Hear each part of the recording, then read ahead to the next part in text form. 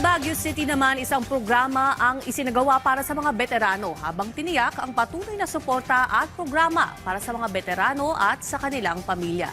Yan ang ulat ni Odi Villana ng PTV Cordillera. Maagang ginunita ng lungsod ng Baguio ang araw ng kagitingan ngayong taon sa pamamagitan ng programang isinagawa sa Veterans Memorial Park. Karaniwang bahagi ng seremonya sa harap ng monumento kung saan nakapaloob ang pangalan ng mga veterano ang wreath laying. They so valiantly defended. 21 gun salute, The path to a free nation.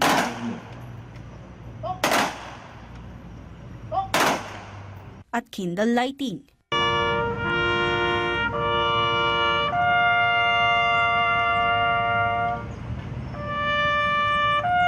Dumalod dito ang mga kawani ng Veterans Federation of the Philippines, Veterans of Foreign Wars at kapamilya ng mga veterano ng 66 Infantry sa Cordillera. Ikinalugod naman ni Veteran Franklin Agcarcao, miyembro ng 3rd Brigade 1st Division sa Sulu, Mindanao, na naglingkod sa bansa sa loob ng 31 years dahil sa hanggang ngayon, inaalala pa rin ang kanyang mga sakripisyo para sa bansa.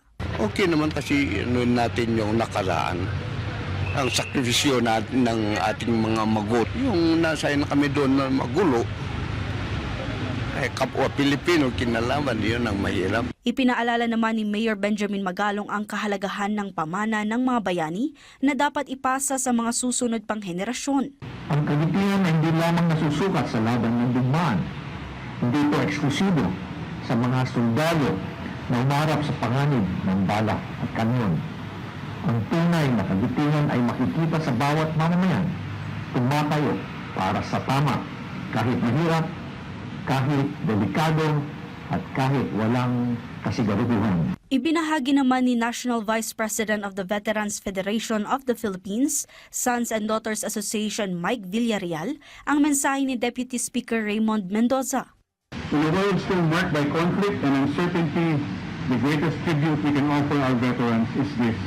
If we strive to build a future where such sacrifices are no longer needed, and as I may add, also corruption-free. Aniya, kailangang magkaroon ng Sons and Daughters Post sa Baguio City para mapalawak pa ang pagkakakilanlan sa pamilya ng mga veteranong nasa lungsod. Samantala, mahigit 500 na lamang ang living World War II veterans sa buong bansa. Siniguro ng opisina na magpapatuloy ang programa at benepisyong ipagkakaloob sa kanila gaya ng 20,000 pesos pension per month, hospitalization benefit at burial assistance. Audrey Villana para sa Pambansang TV sa Bagong Pilipinas.